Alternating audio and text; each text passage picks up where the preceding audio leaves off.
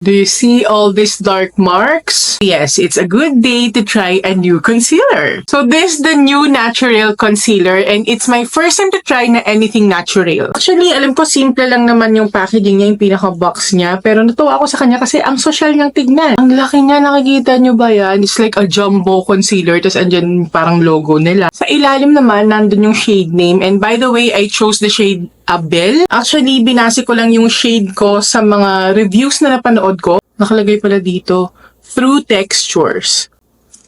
Oh, ang laki nga ng applicator. This reminds me of the one from Pretty Secret. Ay, dumikit tuloy. So, ang gagawin ko muna, like yung ginagawa ko sa ibang mga concealers ko, nilalagyan ko muna yung mga marks ko. At dahil madami sila, madami akong nilalagyan. Hindi ko alam kung gaano ka full coverage to or ka light coverage, pero naglalagay lang ako kung ano normally yung amount na nilalagay ko. Now I'm going to use a concealer brush to blend it out. I'm just using this Sephora 71.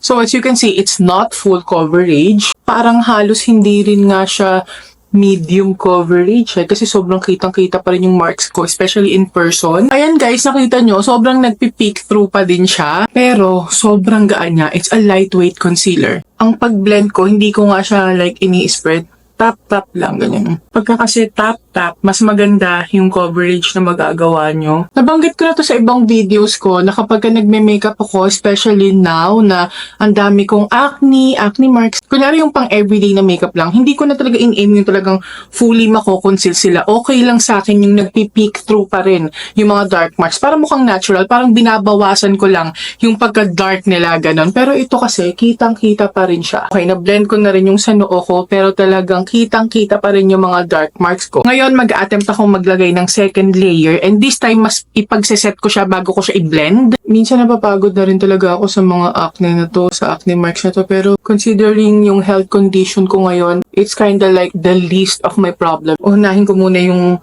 health ko sa loob, parang ganon. This shade, by the way, yung Abel, it falls sa category na neutral. Fair neutral 1, parang ganon siya. It's creamy and it's blendable, pero hindi siya yung super thick.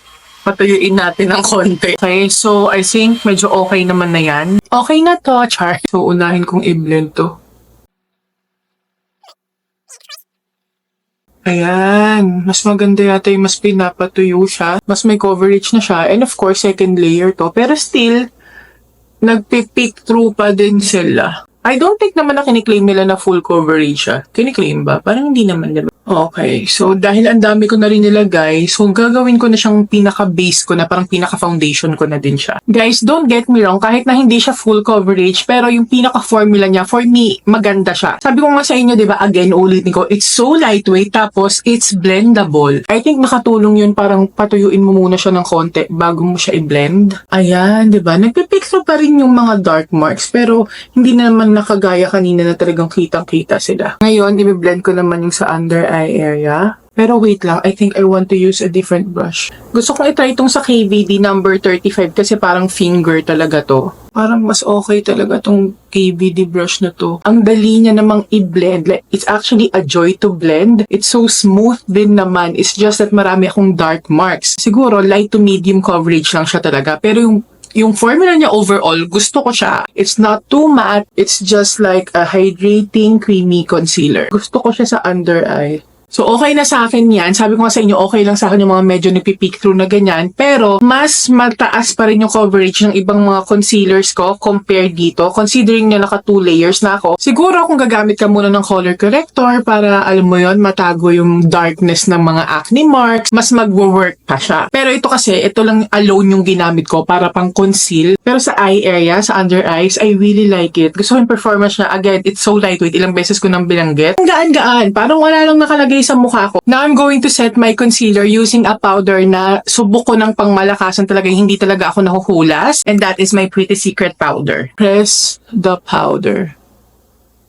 And then, I'm just setting the rest of my face. So, ayan na guys. Tapos na ako sa makeup ko. Nakapag-powder na ako and everything. Nung nadaanan ulit ng brush yung ibang areas, mas nag-peak through. Kumbaga, medyo nabura yung coverage niya. Nabawasan yung coverage niya. Again, gusto kong ulitin sa inyo. Hindi siya full coverage, pero maganda yung pinaka-formula niya. Sad to say na hindi ko sila magagamit na pang-cover up ng mga blemishes and mga imperfections ko dito. Kasi nga, may hormonal acne ako. Yun yung problema kung bakit ganyan yung face ko ngayon. So, overall, okay naman siya. It's just that hindi lang siya para sa skin ko ngayon. So, kung ang hinahanap nyo, full coverage, kagaya ko kayo na merong mga ganyang maraming acne marks, sinasabi ko na sa inyo, hindi siya masyadong nakaka-cover unless siguro na gamitan nyo ng color corrector. Hindi kasi ako nagbabasa, nakalagay pala dito, Skin Enhance Hydrating Concealer, 16-hour wear. Titignan ko kung totoo bang 16-hour wear siya. Hindi ko alam kung ma-wear ko siya ng 16 hours. Pero basta tignan ko na lang kung gaano siya tatagal sa face ko, kung mahuhulas ba ako agad or not. So,